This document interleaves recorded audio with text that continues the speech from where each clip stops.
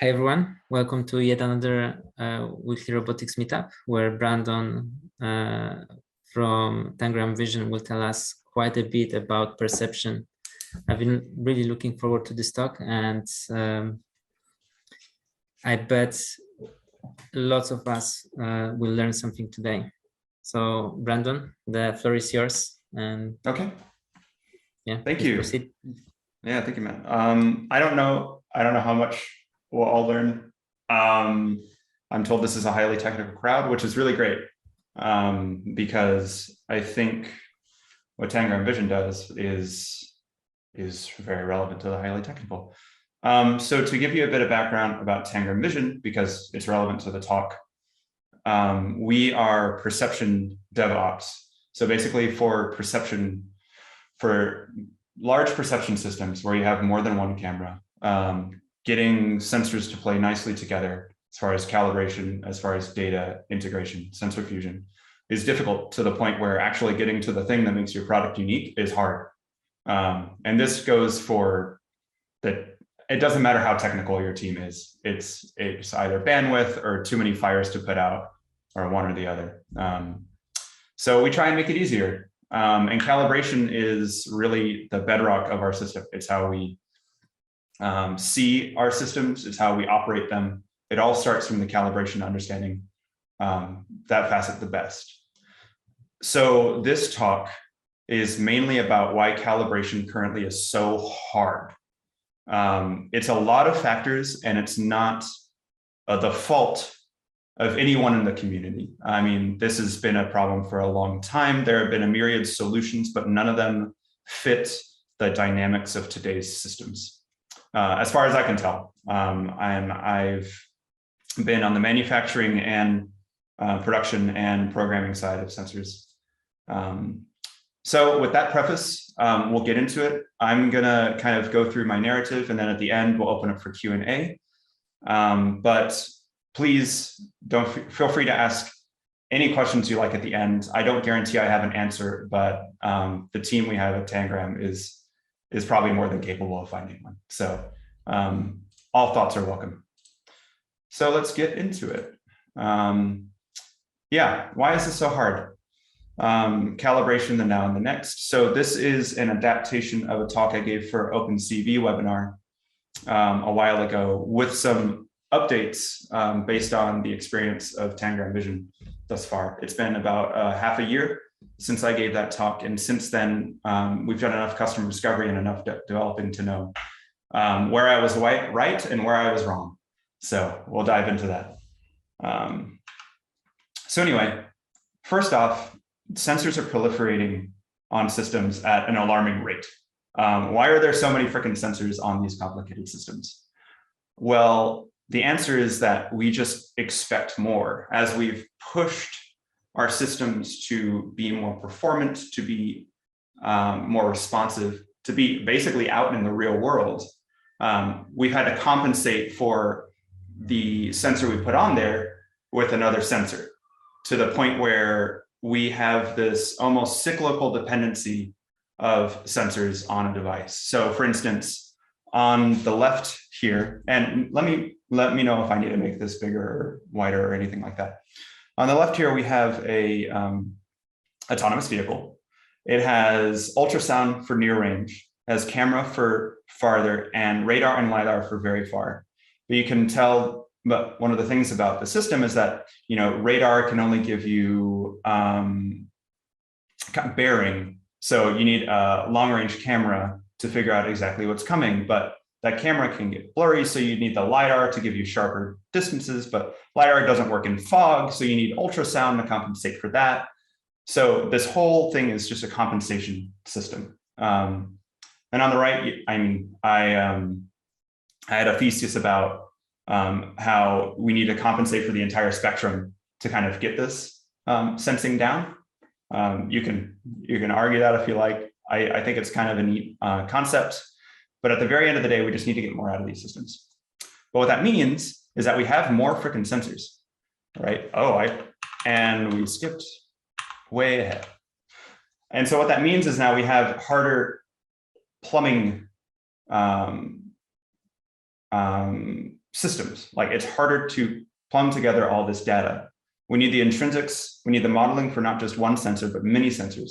We need the extrinsics for all of those sensors combined to get competent sensor fusion data. And once these systems are out in the real world, we need some way to validate that everything we figured out is still relevant.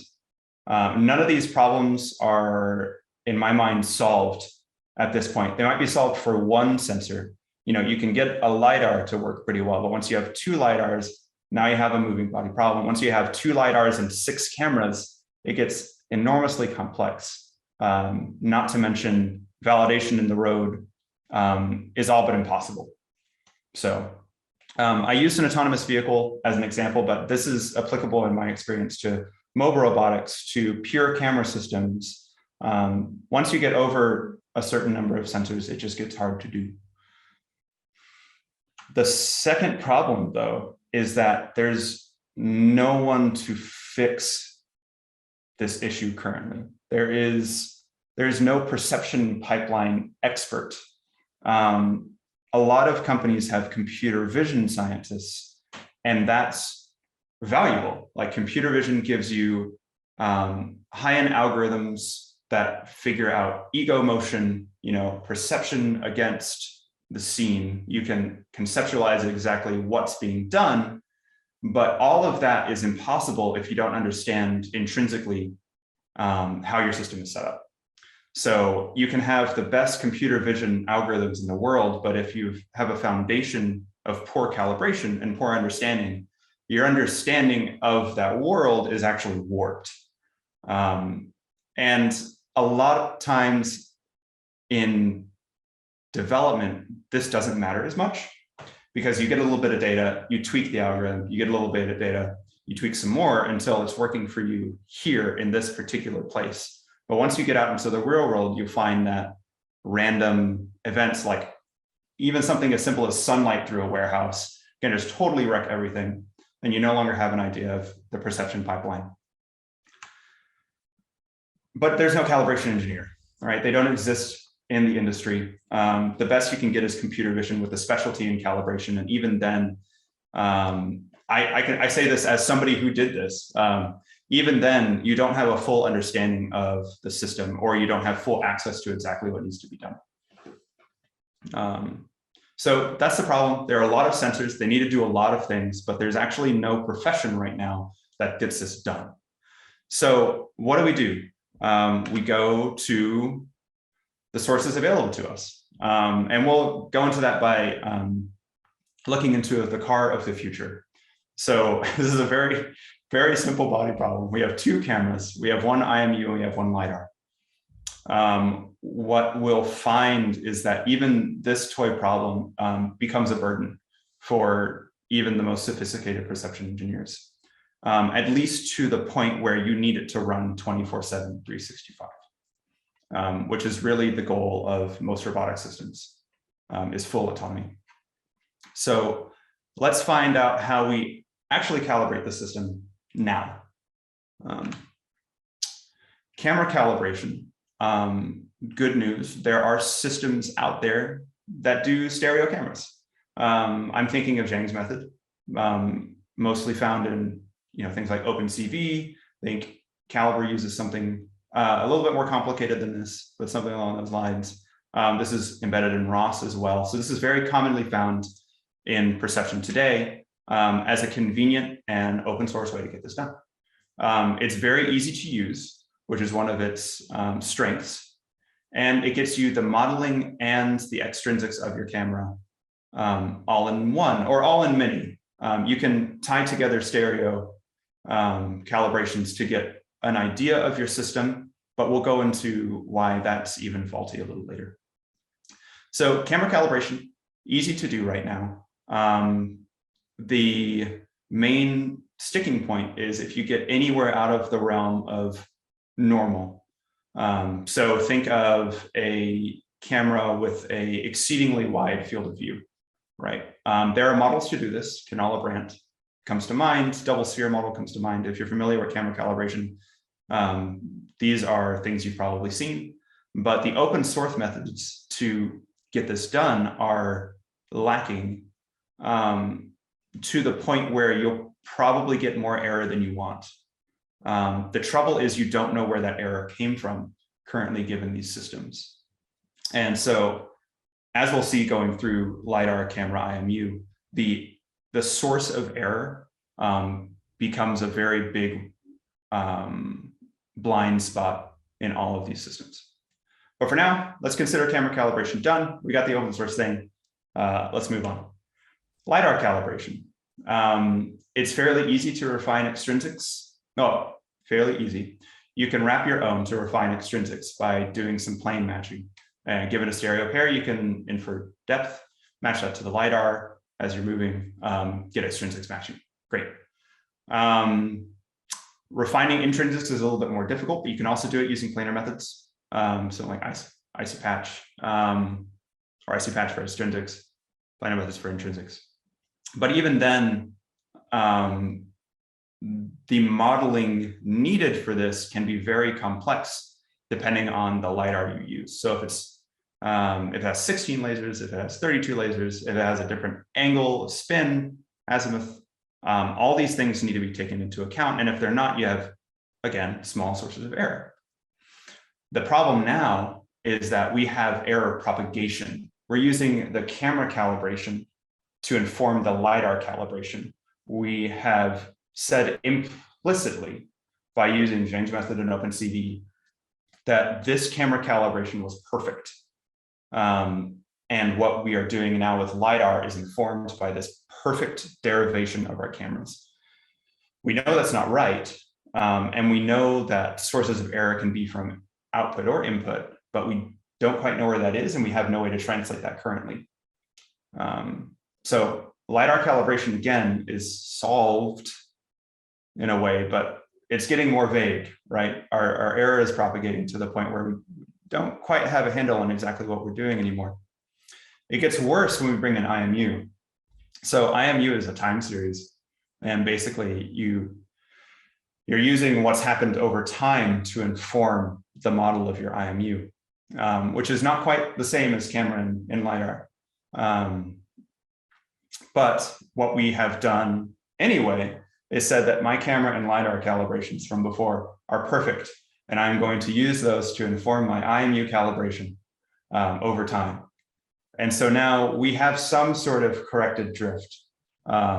If we have a measure of ground truth, that's even better. But at this point, we have done at least 3 or 4 different processes to get to this calibration. And the error bars on exactly what we've done are unknown. Everything so far has been reported as perfect, up to the residual error, right, that we might have derived. And so outside of that small bound, we really have no idea what is going on with the model of the system. Now, obviously, I've simplified a bit. Like, there are ways to derive these out, and if you're clever enough, you can figure out bits and pieces. But the main point is that the tools available to the majority of roboticists right now, as vanilla programs, do not take any of this into account. And by the time you have completed your toy car example, you have a very shaky idea of what's actually happening. Even if the algorithms you're running on the top level that make your system unique, that actually get the job done, are reporting good metrics, those good metrics might actually just be within the bounds of what you've given it, right? So at this point, we have both a shaky idea of what we're looking at and a shaky idea of what we are doing, which is not a good place to be, right? So to give a little bit of anecdotal evidence, this is something I saw when I was manufacturing sensors. What would happen is that the calibration would be good, you would ship it out, and then once you get into a user's hands, they would have horrible results, no idea what happened. And what happened was that even though you derived it once, as soon as they touched it, everything you did was invalidated, and they had to derive it again. But even if the numbers weren't that different, the error bars between those two calibrations would be enough so that you were still within, bounds. You were still within what it thought was correct, and it just wasn't. And this is something I found over and over again. But the problem is, again, these tools don't exist. So what do we do about that? Like right now, every sensor is calibrated once at a time. Every calibration is dependent on another's results. Every calibration is given as absolute truth. And there's error everywhere. No way to tell where it came from, whether it was our data, whether it was our derivations, whether it was our modeling, nothing. So what roboticists do now is compensate for this in other ways. So calibration is difficult. They don't have somebody on staff to understand this problem fully. So what they do is compensate. You reduce the feature set on your robot to, take away ultrasound, but instead you're using the LiDAR or the depth to do the exact same, right? You make difficult demands on the user so that in the case where I shipped a sensor and the user didn't have a good result, you send them a checkerboard and say, hey, this is how you do Zhang's method. I know you're not a computer vision scientist, but trust me, this is going to work. It doesn't. Having somebody who's not trained to do these things, no matter from 1 to n sensors, usually results in poor algorithmic development. Change in industrial design is also a big one. It seems like a huge step to take, but I have seen several companies take that step because whether or not it was the sensor's fault or the manufacturer's fault, getting the right results just wasn't working out, and their BOM, it was too much cost, too much hassle on the CM side. Just change it, get rid of the part, even if it was detrimental to the end user. Or the other one is buy more expensive sensors. Not many people take this route, but you see it more in industry, I think, where you just fix it and forget it, since you have a good idea of exactly what conditions are going to be in your manufacturing line. For instance, you set a light, you get a sensor that is never going to move, never going to touch, set it there and forget it. But the point is that people have so many strategies to avoid calibrating their sensors. It's amazing. And it all comes down to, again, I think it's just a lack of available technology. But it's important for me to emphasize that there is a reason for the status quo. I'm not just harping on it because, I think it's silly, but it's all about performance. Robotics at this point is all about performance. You need real-time validation of what you've done. You need, things that happen on the same day instead of the same week to better understand what's happening. And you need procedures that anybody can follow in the field. So even though you sent that checkerboard to your manufacturer, at least you did something. At least that steps are being taken. Whereas if you had a more complicated process that right now could do everything I'm saying, you would know for a fact that your product would just be dead in the water. So, there are understandable reasons why this is the way the world is. But my argument is that the paradigm has shifted in robotics where this no longer works.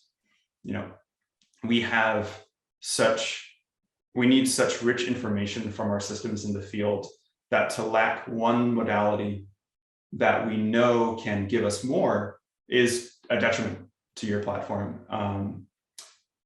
And right now there's no way out of that. So this is calibration next. I've illustrated the problem. And now, this is me kind of hypothesizing about the solutions that come forward. And, spoiler alert, this is what Tangram's doing, right? This is what we're trying to figure out. So if you have strong opinions on this is where we go. We need a holistic view of sensors, all right? We can't just do one at a time. We can't do this kind of pick and move, pick and solve. We need all of these things wrapped up in the same process, and something that can handle supplementary info. So right now, when I do Zhang's method for the checkerboard, all I'm looking at is the checkerboard. I don't factor in anything else in the scene unless I'm doing something, quote unquote, really smart, which is to say something academic that probably hasn't been proven in the field. I'm not criticizing those methods. That was my bread and butter forever. But I'm saying that it doesn't support, all of robotics, which is where this problem is coming from. Those same processes need precision and accuracy metrics as well. So whereas everything I talked about before would just give you a number and maybe an error based on the optimization that you ran, that's not enough. We need to understand the precision, the error bars of where this actually came from and where that error derived from. So if we got bad data, we need to know that our data is bad. If we have bad models, we need to know that our models are substandard, right? And we need to be able to compensate for those in real time. And this has a place already in bundle adjustment. And a lot of you probably saw this coming. Photogrammetry and geomatics, for instance, have deep bundle adjustment roots, but somewhere along the way, photogrammetry and CV, or should I say geomatics and CV, kind of split off with their methods for exactly the reason I said, like performance was needed over these big accuracy metrics. And you could get away with it when you're using a couple of cameras. But now we're understanding that, like I said, we need enough data, we need it to be accurate, and we need it to be understood through time. So bundle adjustment now has a place again. So it gives you precision and utility metrics. You're able to take in as much data as you like just by expanding your problem and fitting it into the model. And it allows you more flexibility with the sensors you put in. As long as you have an output-input understanding and a correspondence model between your systems, you can solve whatever you like. The problem that this has right now is purely on the compute side. So there are small steps being taken to constrain these systems so that they are solvable without getting rid of all the things I think are important in these systems. So these are just two examples, and they're light, right? They're not full bundle adjustment, but they get somewhere. So LIO-SAM refines the LiDAR IMU calibration that you give it. So it doesn't actually derive the full thing as far as I can tell, but as soon as you give it to it, it can model those changes over time. And there's actually a big body of work coming out in academia about IMU specifically for this problem. So refining based on movement over, bundled camera IMU measurements, bundled LiDAR IMU measurements, where you don't just refine one, you refine the whole system based on what you're seeing. MRCal, or Mr. Cal, I'm actually not sure how to say it, is another one I'm a fan of. It optimizes camera parameters and the object space points of your system. So when I was saying before, precision is a huge thing, but you don't know where your error came from. Mr. Cal actually tells you, your object space, your board that you used might have been warped. This is how it might have been warped, and we compensated for that and let you know. Or rather, we didn't compensate for it, we solved for it and let you know. So now you have an idea of your intrinsic model as a camera, but also your error of the data coming in, which I think is super valuable and is one of the most overlooked things in these current pipelines. So there's progress towards this, but to my knowledge, for the toy system that I illustrated, there's nothing quite capable of this yet. I haven't even touched deep learning, you'll notice. I'm hands off of that, not because I don't think those methods are sound or that they won't work, but I am, one, not well versed in them, I will admit, but two, haven't seen something that does this anyway. So if you have that knowledge, I am more than happy to learn, absolutely. But in the classic geomatics CV computer vision sense, These are solutions I found. More being explored and solved every day, and I'm really excited about it. But like I said before, this is also Tangram's whole thing. Calibration is the bedrock on which our platform is based, and solving this holistically in the fashion that I explained, I think it's one of the most exciting things we're working on right now. So I'm looking forward to getting that software out there. We're in alpha right now. We're transitioning to beta in the coming year, so Q1 2022. And we're excited to get as many people on board to either enjoy the software or tell us how it's wrong and we can make it better, right? Which is just as important. So I appreciate you letting me talk at you for the past 20 or so minutes. And I will take as many questions as possible now. Thank you very much. Thanks, Brandon. That was really good. So let me just allow everyone to unmute and we can start the Q&A session. So this session is recorded. So if you have a question, you will be recorded as well. If you don't want to ask it, then just feel free to type it in the chat and we will read it for you. So you should be able to unmute yourself if you want. And if there's nothing, I won't be offended. I swear. I have a question. Yeah. Thanks, Brandon. That was a really great talk. Always enjoyed hearing about calibration, and it's such an undervalued.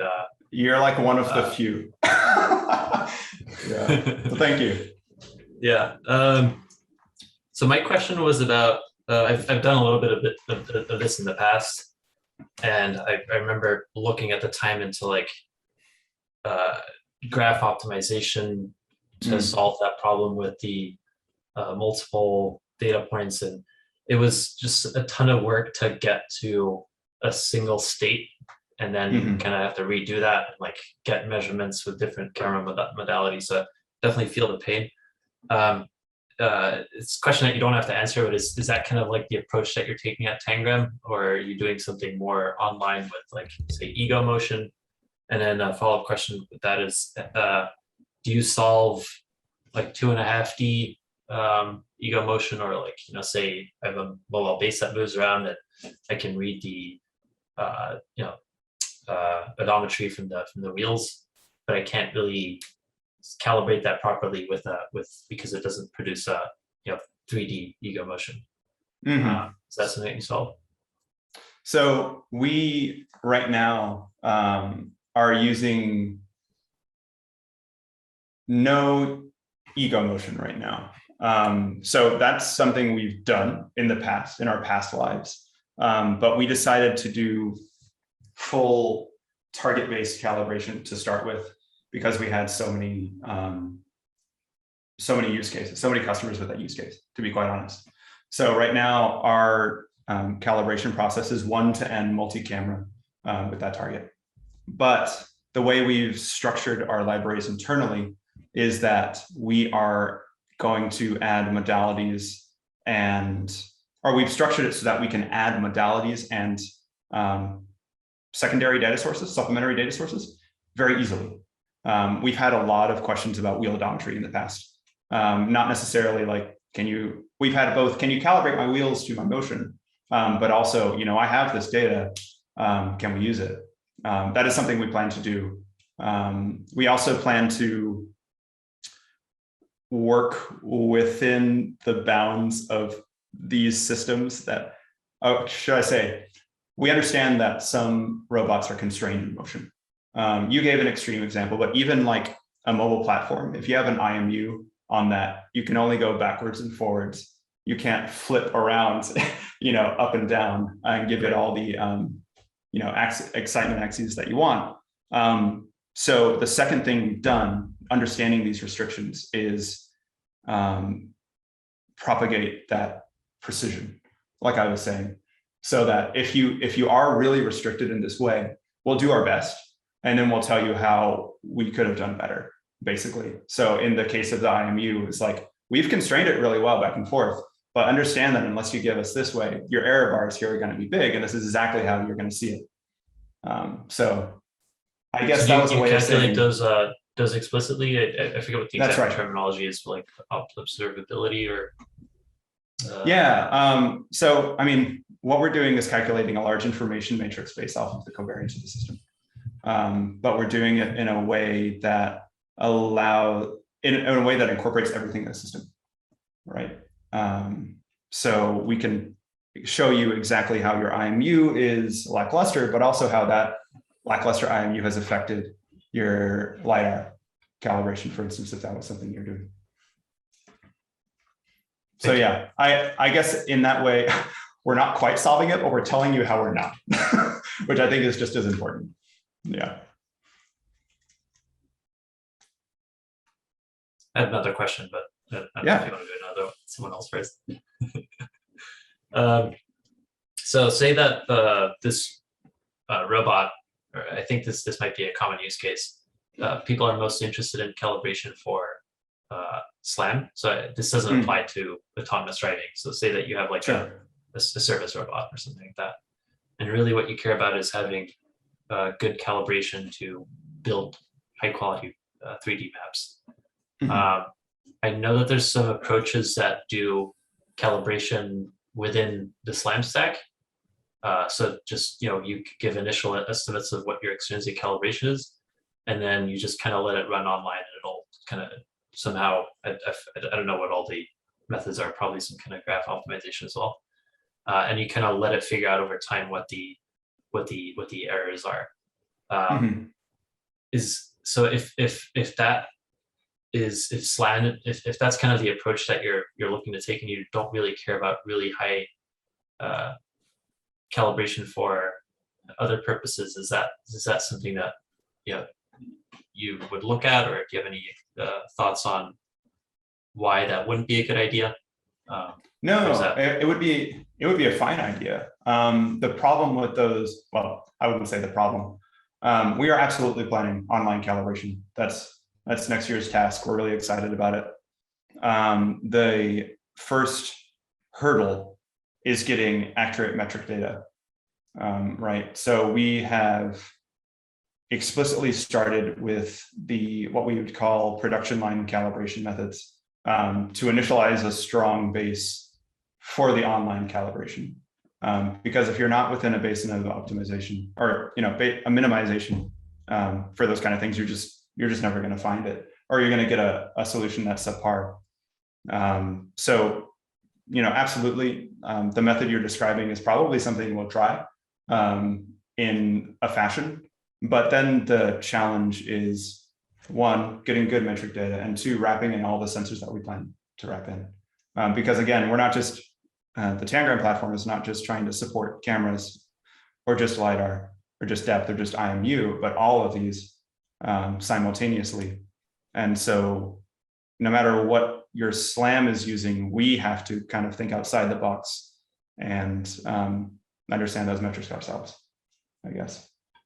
So yeah, we're absolutely going to tackle that, but I don't know if it's going to look like that at the end of the day. Got it. Well, you're tackling a big and interesting problem. Good luck. Yeah, it's super cool. And I tell people I started Tangram so that no one ever has to suffer through this again. I have solved these problems so many times in my career to various levels of success that I think what we're doing just from a spiritual standpoint is so worth it. Just to give everybody else the chance to do cooler things. So agreed. I made a couple of years ago, I made a private repository on GitHub called Calibration to the People. And the purpose was the exact same, but it has one commit, initial commit. Very nice. Okay. Too much work. Well, we have at least 2 or 3 in our internal repos, so we're a little ahead. But I'm glad to hear your passion. Yeah. Oh, they'll shut up now. No, thanks for the question. I've got a question, I guess, more on the process side for you. Since you have customers, and of course, it sounds like your vision is that customers bring you a robot, not just an idea, and then you help them with their calibration, you kind of bring them a concept for how they're going to calibrate the robot as it is. And I of course, no one wants to bring their robot to someone and say, and get told, yeah, it's not calibratable the way you've built it. How do you deal with customers' expectations on, and also their designs and whatever varying qualities that they arrive with? Yeah. Well, I guess there are two answers to that. The first is we don't. Well, the first method, I guess, is we don't. So what we're putting out next year is it's a public beta, and basically you send us the data you have, and we'll send you back a calibration to the best of our abilities, right? You give us a basic understanding of the configuration of your system, but beyond that, we don't have an idea. And that is a strategy. You know, we're going to have documentation to tell you exactly what kind of data you need. We're going to implement. We have huge PRD internally that implementing feedback on calibration data systems, so that before you even send us your data, you know if it's good or bad, you know, if it'll get you numbers. But yeah, we don't in some cases, and that's fine. But in other cases, if a company comes to us and says, you know, we've been working with calibration, we have this prototype, but we're going into phase 2, adding a couple more sensors, and we'd love to see what your system can do. In that case, we have a little bit more leeway to say what works and what doesn't, even if it is just in data capture, right? You know, my robot still goes back and forth, but maybe it goes back and forth in a way where I have a better understanding of exactly what motion took place. Even that alone boosts our system. So in those cases, you know, some of our alpha partners have expressed a little bit of that interest. It gets a little easier. But again, the goal of Tangram, beyond just giving everybody calibration, is to make the mission of the company, to be quite frank, is to make anybody a computer vision engineer, anybody a perception engineer. And for that to be the case, we need to make our systems as easy as possible to use, out of our hands. So yeah, we take it as it comes. Extremely bold, and I like the sound of it at the end, and I wish you the best with that. Thank you. Thanks. I would ask another question. So what do you think of the newer hardware that's starting? I mean, it's just in its infancy now that we're seeing robotics specific ASICs. So I know there's GraphCore, which is making graph processors that are very well suited for SLAM problems. There's people doing parallel planner implementations in hardware. Do you have any? I'm sure you have thoughts on this, and I was just curious what they are. Nothing specific about it. Yeah, this is something I have been asked, but it's always in passing. It's like, hey, wouldn't it be cool if there was hardware to do this? I'd be like, yeah, it would be cool. But right now, the problem I see with that is not necessarily the processing, because the processing is well understood. I mean, we're working through it internally, but the mathematics has been around for a long time. It's just not used to our advantage, you know. But the sensor, the actual hardware part outside of the compute box, is the hardest problem, because right now the sensor, even though sensors have proliferated, the manufacturers of those sensors have also proliferated or hasn't played nice together. So if you have a box, an NVIDIA box with all your NVIDIA cameras and your NVIDIA LiDAR, you have a solution. But if you have an NVIDIA box with Intel cameras and a Velodyne LiDAR and a Bosch IMU, it gets a lot harder. Even just getting your freaking data to run, much less run it on a ASIC. So the ASIC part is really exciting to me. Everything else is very daunting, and I don't know if that's been solved yet. Yeah, thanks for your answer. Yeah, of course. Maybe we could tackle one question from the chat. So Ramil asked if does one need to calibrate cameras for different distances, focal lengths? I mean, the driving assistance should be seeing people around at multiple distances, I suppose. Will it be like a table of calibration parameters for various scenarios? Yeah. In my experience, you have one calibration to one focal adjustment, I guess. So, you have a depth of field for a camera with a fixed, lens of, min to max distance, whatever. And you'll calibrate your camera in that distance. In my experience, it hasn't mattered where in that depth of field it is, as long as you're within range, it's good. If you're too close, obviously it's bad. Too far, obviously bad. The standard practice is to focus at infinity and do that, because a lot of these lenses are super small, and infinity is just going to get you past 2 meters regardless. That being said, for like autofocus lenses, I have no idea. I think that would be a table. And that is a daunting task to me, only because now you have this full range of calibrations that is adjusted live. Obviously, online calibration can go a little bit towards solving this problem. And that's one of the most exciting things that I want to tackle within the coming year. But even then, the software a lot of software to do SLAM or mapping or object detection, regardless, has this idea of fixed lens. So I could see adapting that. I know this is not your question. I'm sorry, I'm just spitballing at this point. Adapting autofocus lenses with different calibrations to that would be a nightmare. But right now, fixed focus, kind of what you're describing, put on a car, is actually pretty okay. You can get pretty far. Yeah, I think this probably answers the questions. Maybe Ramil will comment in the chat. So I have a question that might be a bit weird, but I love asking it. Did you come across any unusual problems that make very good anecdotes? Like, for example, I bet I had cases where I was troubleshooting a problem for one day and then it turned out to be a bad USB cable. Just an example. Or we had issues like from some other speakers that robot would suddenly start away in certain cases.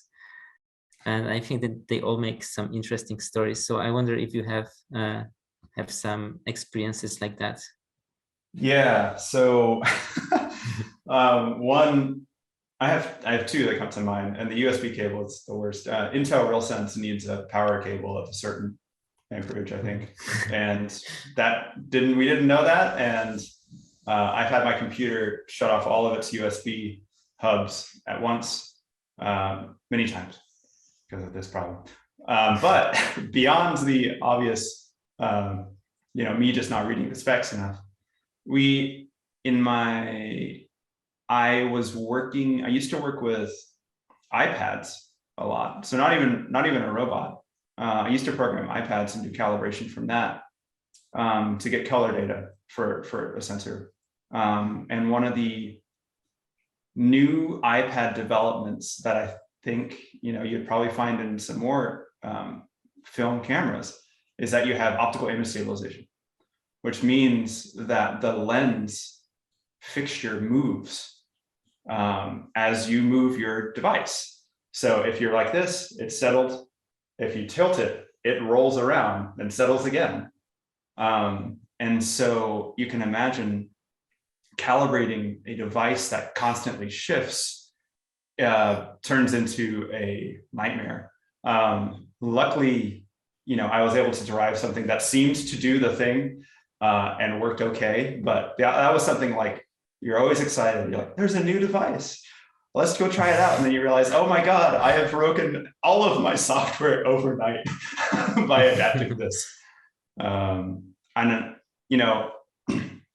We don't support those things internally yet. We don't support tablets internally at Tangram, but as we expand our repertoire of sensors, I could see that happening over and over. And those problems are daunting, but they're also exciting when you get them right. So yeah, that's my anecdote. New hardware is just can be fun, but can be a freaking nightmare too. Yeah, I think we've all been through that at some point. Yeah.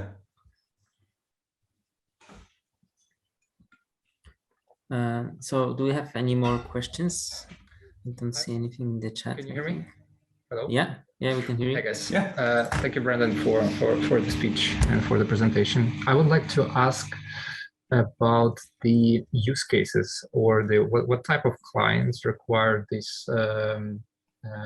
this type of collaboration, or which type of problems require them, and especially if you could focus on the drones. So, for example, I'm working with a drone. We use LiDAR for navigation, and as one of the persons mentioned before, you can do SLAM with all those errors on the calibration still, and it works pretty well. So I'm just wondering who needs actually that high precision calibration and what kind of application that's for.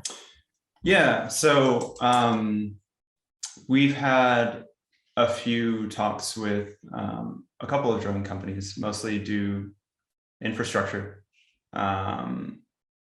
and like infrastructure surveys, right? So you fly under a bridge or something and take a scan, kind of the way you're describing.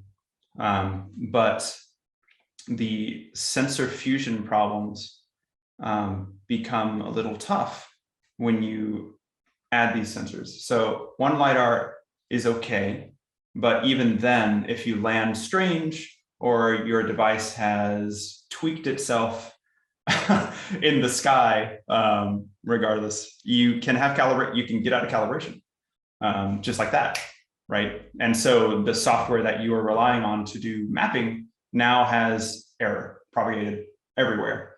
The problem is that you might not have realized that. So you've taken a whole day worth of samples, you go back in, you realize that you actually can't do anything with this and you have to go back out. Much worse, you have to go back out and calibrate. Much worse, you have to go back out and calibrate and your calibration engineer isn't there. And you have to have some random person go out there and hold a board or something. So for small applications, I don't think our software would be necessarily applicable, but for these more heavy duty applications where you actually have an SLA, for instance, that says, you know, I'm going to get this done within this time and with this accuracy up to what I can measure, it becomes much more crucial. So that's my short answer. Long answer is it's applicable to, I mean, we've talked to AV companies, ADAS companies, industry like manufacturing, drones, mobile robotics, construction, anybody who needs this precision and doesn't want to worry about sending somebody out to the field or holding this knowledge internally. And by that, I mean hiring somebody to do it and risk them leaving to some, you know, FANG company. That this is applicable. Is it the case that most of the time just they don't have enough structural rigidity to support this initial calibration, that just something goes off? I don't even think that's the case. They understand the manufacturing pretty well. It's just understanding the calibration and understanding how that changes with different parts and different scenarios becomes complicated. Like, I don't want to, these companies really know what they're doing. I don't want to say that they don't. They are expert roboticists in every way, but they just may not have the experience to put all those pieces together for such a moving platform, like such a developing platform, for instance. Okay, thank you. We had a question on the chat. What does SLA stand for? Oh, service license agreement. I'm sorry. Okay. And that's just saying you expect a certain amount of uptime and performance from me in exchange for me being there, giving you these services. Yeah. So actually, this might be slightly relevant to the previous question.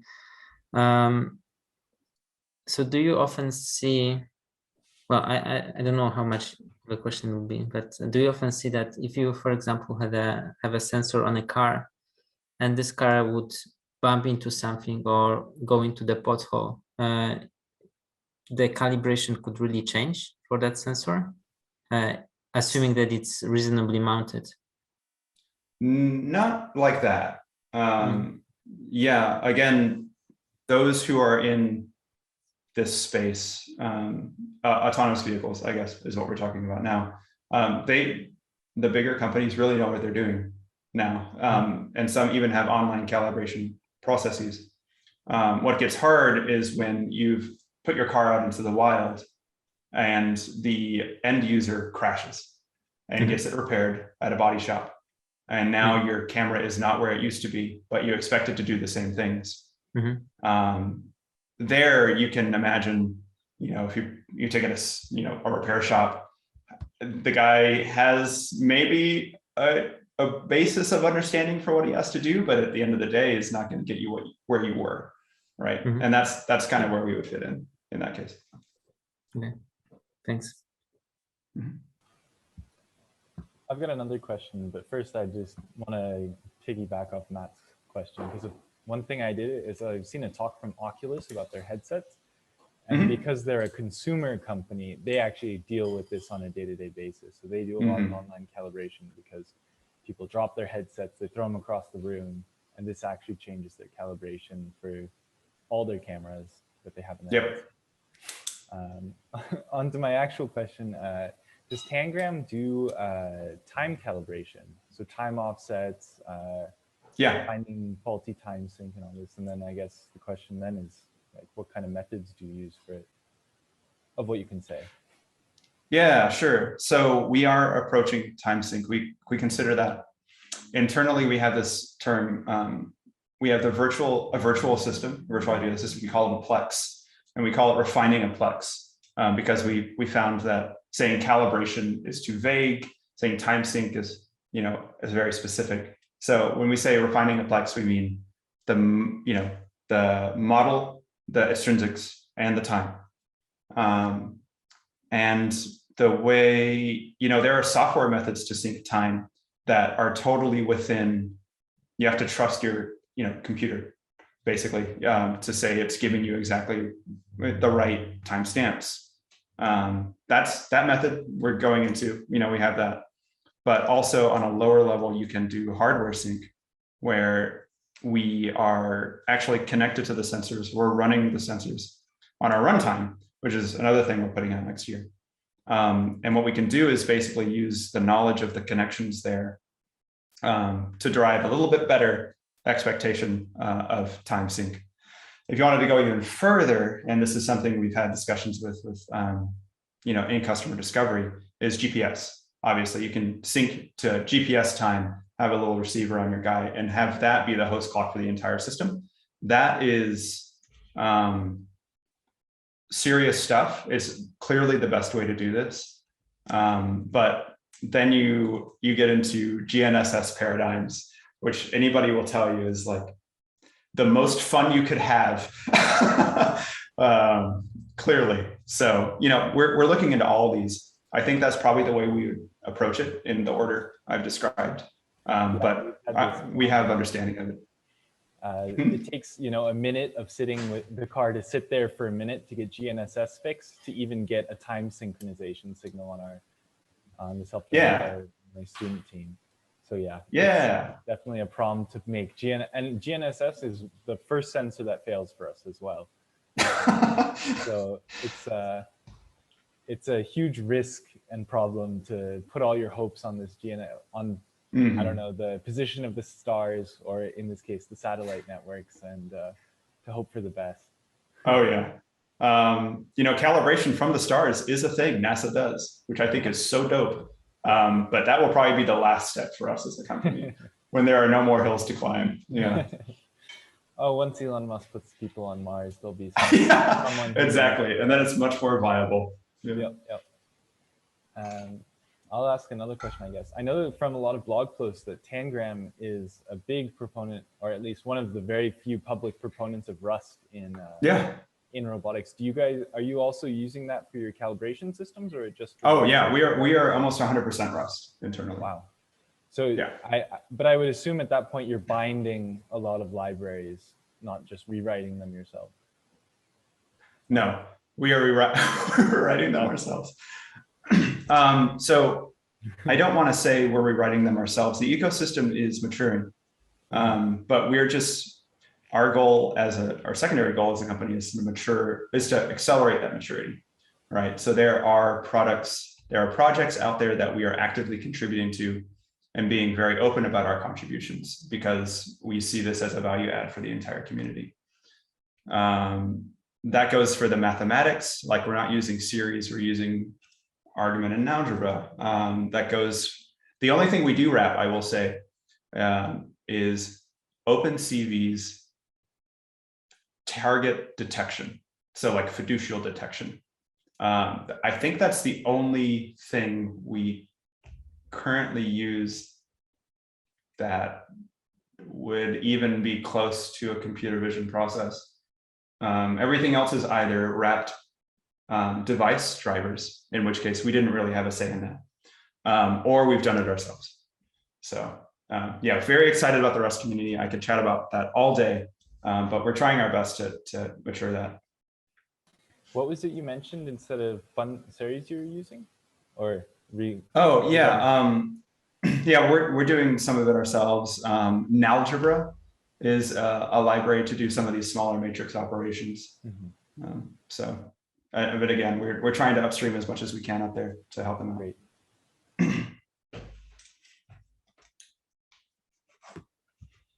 All right, there's one more question from Ramil in the chat, and he says, as far as I know about bundle adjustment, it considers a reprojection error. Are there some extensions on BA cost function that incorporate multiple error terms? Yeah, so for cameras, I think reprojection error is probably the thing you get the most. But when you add different modalities, that becomes a little bit more fuzzy. So then you have not only the error from your camera, but you have to have the error from your LiDAR, the error from your IMU, and then you have the correlations between all of those in your system, given the observations that you found.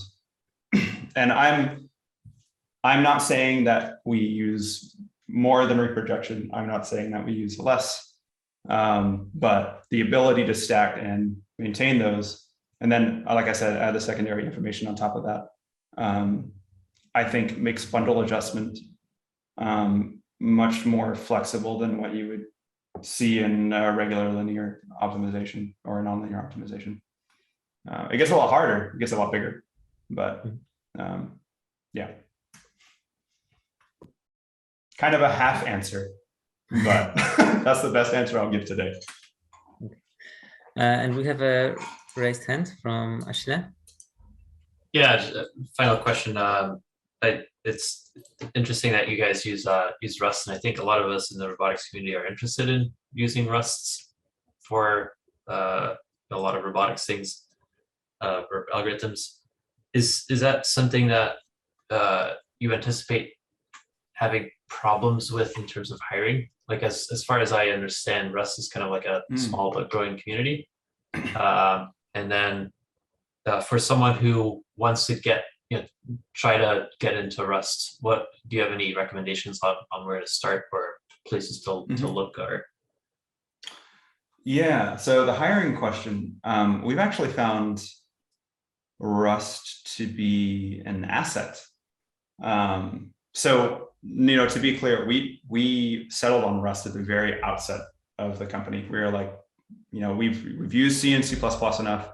We understand what Rust brings, and we want to just get a part of that action. But what we didn't anticipate is that in discussing with those in the field, in the robotics CV, that they also had the same feelings. It's like, well, I've been using this stuff forever, and Rust just solves a lot of the problems that I've been making myself. Like when I started first using Rust, I fully realized how poor of a programmer I truly was, and how it just beat it out of me. So we're finding that a lot of the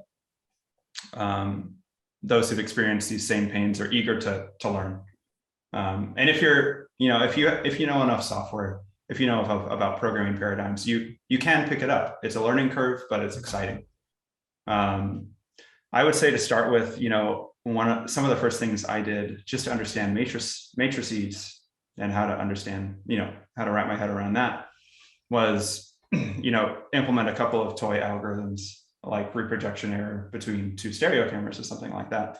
But I would say even just going through the freaking Rust book is a wild ride, because by the time you get to the end, you're like, I've broken every bad habit I have. I haven't made better habits, but but I know exactly where I'm deficit, and that's a huge value add. So yeah, just Rust loves books. Read all the books; they'll give you what you need. Yeah. Awesome. Thanks. Mm-hmm. While we are on the topic, Adam sent a link to your blog post on why to use Rust for robots. So we'll make sure to feature it in the YouTube description. Thank you. Also considering to get more into Rust, have you found any major downsides that you say, that you may consider like maybe we've made a wrong choice, or has it just been stellar on the upsides? I guess not, but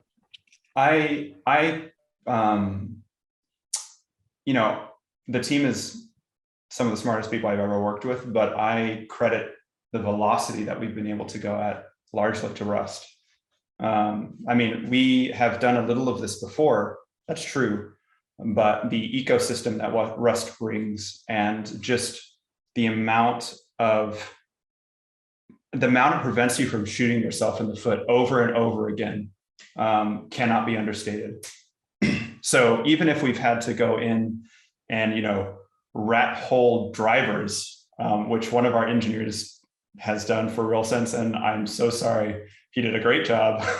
It was a task, but at the end of the day, we knew that when we used that, it was rock solid, and we could do cool things like the plug and play runtime that we're bringing out next year. Would not have been possible with C++, or else it would have taken at least, I could only imagine like a year or more. I kid you not, like the velocity gains we've had at Rust cannot be understated. So yeah, there's some work. Again, we're excited to share that work with the community, but at the end of the day, I would never change the way we approach software, and I don't think the rest of the team would either. So. Okay, thanks. Mm-hmm.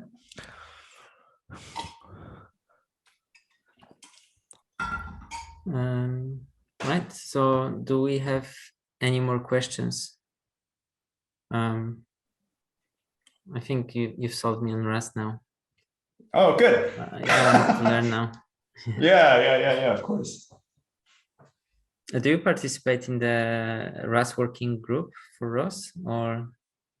We some of our engineers have, and mostly around. We've done a couple of. I'm sorry, I'm stumbling on my words.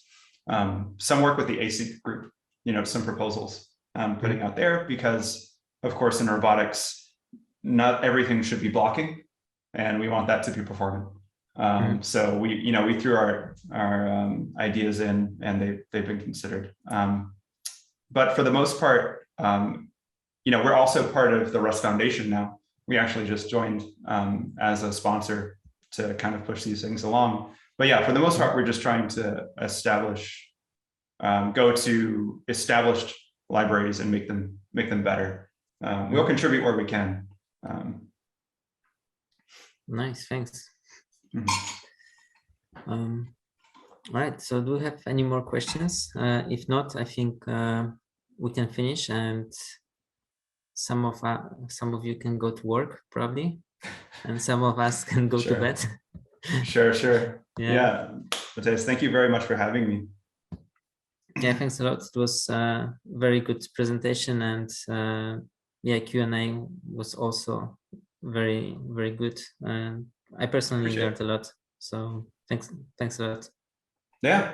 And I think it's been mentioned a couple of times, but I will plug, you know, we try and write a lot on the Tangram Vision blog. We try and put out substantial content that actually helps at the end of the day. So yeah, check that out if you're interested in learning a little bit more about us.